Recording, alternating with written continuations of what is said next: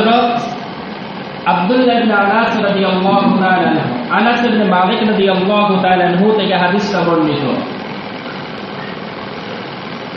জিবরাইল আমিন আলাইহিস সালাতু ওয়াস সালাম আল্লাহর রাসূল নবী করিম সাল্লাল্লাহু আলাইহি সাল্লামের কাছে আসলেন। আল্লাহর রাসূল বলেন, জিবরাইল আমার কাছে আসলেন একটি শুভ্র আয়নার মতো একটি জিনিস নিয়ে।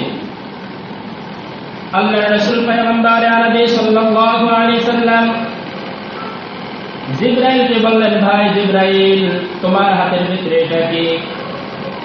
জিবরাইল আমিন আলাইহিস সালাতু ওয়াস সালাম বললেন, এই দিনটা হচ্ছে জুমার দিন, এই দিনটা হচ্ছে জুমার দিন। আল্লাহর রাসূল আবার প্রশ্ন করলেন, ভাই জিবরাইল, এই দিনটাতে জুমার দিন, কিন্তু এই দিনটাকে কেন গোলাকৃতি দ্বারা আকৃতি করা হলো, চিহ্নিত করা হলো? জিবরাইল আমিন আলাইহিস সালাতু ওয়াস সালাম বলেন, হে আল্লাহর নবী পয়গম্বর, এই জুমার দিনকে চিহ্নিত করা হয়েছে এই কারণে, যদি কোনো ব্যক্তি এই জুমার দিনে পবিত্র হয়ে আল্লাহ তাআলার ঘর মসজিদে আসে এবং জুমার দিনে এমন একটি সময় আছে, এই সময় যদি কোনো বান্দা আল্লাহ তাআলার কাছে তওবা করে, আল্লাহ তাআলার কাছে দোয়া করে, আল্লাহ পাক রব্বুল আলামিন তার দোয়াটা কবুল করে নেবেন। তার দোয়াটা কি করে নেবেন? কবুল করে নেবেন। এই বিশেষ একটা বৈশিষ্ট্যের কারণে আল্লাহ পাক রব্বুল আলামিন এই জুমার দিনটাকে কি করছেন? গোল আকৃতি দিয়ে, কালো একটি দাগ দ্বারা কি করছেন? আকৃতি দিয়ে চিহ্নিত করছেন। গোল আকৃতি দ্বারা জুমার দিনকে চিহ্নিত করছেন। আর এই জুমার দিনটা আল্লাহ পাক রব্বুল আলামিন কাকে দান করছেন? উম্মতে মুহাম্মাদীকে। হাদিসের ভিতরে তো এটাও আসছে যে আমাদের পূর্বে যারা ছিল, ইহুদি খ্রিস্টান যারা ছিল, তাদের ব্যাপারে আল্লাহর রাসূল হাদিসের শেষ অংশে বলেন, তোমার উম্মত এবং তুমি তোমার পূর্ববর্তী যত উম্মত ছিল তাদের থেকে তোমরা অগ্রগামী। কেন অগ্রগামী? আল্লাহ পাক রব্বুল আলামিন পূর্ববর্তী উম্মতদেরকে আল্লাহ তাআলা সপ্তাহের ভিতরে শ্রেষ্ঠ একটি দিন বেছে নিতে বলছেন।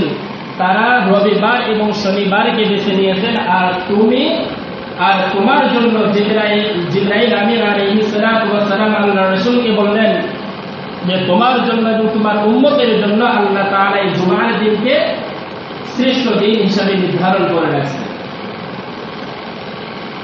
জিবরাইল আমিন আলাইহিস সালাতু ওয়াস সালাম বললেন, আর এই জুমার দিনকে কিয়ামতের ময়দানে আরশ আযীমের ভিতরে ফেরেশতারা ইয়াউমুল মাজিদ নামে কি করেন?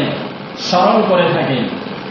এই হাদিসের অংশের ভিতরে আছে, জিবরাইল আমিন যখন উত্তর দিলেন যে এই জুমার দিনে কোনো বান্দা যদি দোয়া করে, আল্লাহ পাক রব্বুল আলামিন তার দোয়া কবুল করেন এবং এই জুমার দিনটাকে আরশে আযীমের ভিতরে ফেরেশতারা জান্নাতবাসীরা ইয়াউমুল মাজিদ নামে কি করেন? স্মরণ করে থাকেন।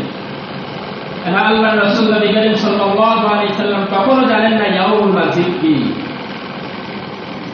আল্লাহর রাসূল জিবরাইল আমিন আলাইহিস সালাতু ওয়াস সালাম কে বললেন, হে জিবরাইল, এই ইয়াউমুল মাজিদ কি?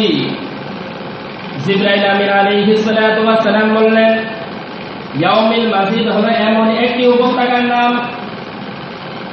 যে উপত্যকা আল্লাহ পাক রব্বুল আলামিন সুন্দর সুন্দর জান্নাতি পাথর দ্বারা তৈরি করেছেন।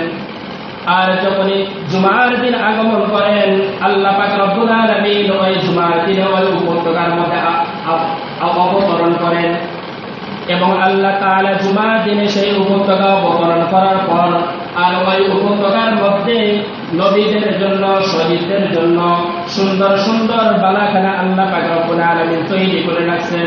বর্ণনার ভিতরে আছে শহীদদের জন্য, যারা শহীদ হবে, যারা নবী যারা, তাদের জন্য আল্লাহ পাক রব্বুল আলামিন স্বর্ণের মিম্বার সমূহ তৈরি করে রাখছেন।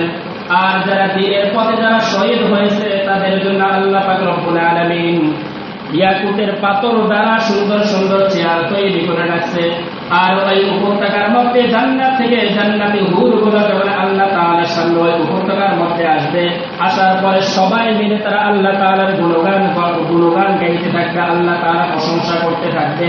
এই মুহূর্তে আল্লাহ পাক রব্বুল আলামিন ওই উপত্যকার মধ্যে অবতরণ করার পরে জিবরাইলকে বলবেন, ফেরেশতাদেরকে বলবেন, হে আমার ফেরেশতারা, তোমরা আমার বান্দাদেরকে সুন্দর পোশাক পরিয়ে দাও, জান্নাতি পোশাক পরিয়ে দাও। আল্লাহ পাক রব্বুল আলামিনের আদেশ পেয়ে জান্নাতি পোশাক যখন পরিয়ে দেওয়া হবে, আবার আল্লাহ তাআলা আদেশ করবেন, হে আমার ফেরেশতারা, তোমরা আমার বান্দাদেরকে জান্নাতি খাবার খাইয়ে দাও। আল্লাহ তাআলার আদেশে যখন ওই জান্নাতি ব্যক্তিদেরকে জান্নাতি খাবার খাইয়ে দেওয়া হবে, আবার আল্লাহ পাক রব্বুল আলামিন আদেশ করবেন, হে আমার ফেরেশতারা, তোমরা আমার বান্দাকে খুশবু লাগিয়ে দাও। এগুলো করার পর যখন আল্লাহ পাক রব্বুল আলামিন আবার বান্দাদেরকে প্রশ্ন করবেন, হে আমার বান্দারা, তোমরা আমার কাছে আর কি চাও? বান্দারা আল্লাহ তাআলার কাছে বলবেন, হে আল্লাহ, আমরা তোমার কাছে আর কিছু চাই না, আমরা শুধু তোমার কাছে একটা জিনিসই চাই, সেটা হচ্ছে আপনি আমাদের প্রতি রাজি এবং খুশি হয়ে যান। আল্লাহ পাক রব্বুল আলামিন তখন বলবেন, হে আমার বান্দারা, আমি তোমাদের প্রতি রাজি এবং খুশি আছি। তিবরানির বর্ণনার ভিতরে আছে, আল্লাহ পাক রব্বুল আলামিন ওই সময় ওই জান্নাতবাসীদের জন্য এমন সুন্দর সুন্দর নিয়ামতের দ্বার উন্মুক্ত করে দিবেন, যে নিয়ামতের কথা ওই জান্নাতি ব্যক্তিরা জীবনে কল্পনাও করতে পারে নাই এবং তারা জীবনেও চোখে দেখে নাই। সেই নিয়ামতের দ্বারগুলো কোনদিন উন্মুক্ত করে দিবেন?